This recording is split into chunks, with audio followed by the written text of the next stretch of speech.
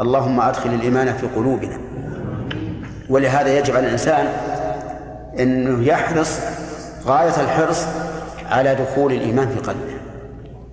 لا يكن إيمانك إيمان حلقوم كإيمان الخوارج.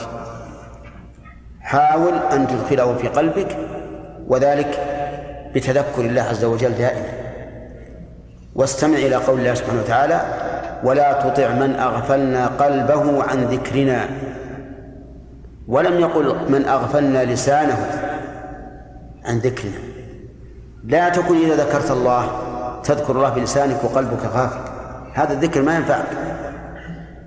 اذكر الله بالقلب، أهم شيء هو ذكر الله بالقلب يا إخواني، أهم شيء ذكر الله بالقلب.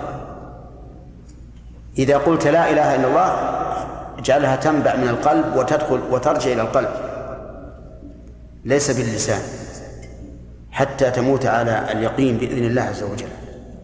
فأهم شيء أن يصل الإيمان إلى قرارة القلب، وإذا وصل إلى قرارة القلب سهل على اللسان، سهلت الطاعات وسهل كل شيء. لكن البلاء كل البلاء نعوذ بالله ممن إيمانه إيمان حلقوم فقط، هذا هو اللي على خطر. نعم.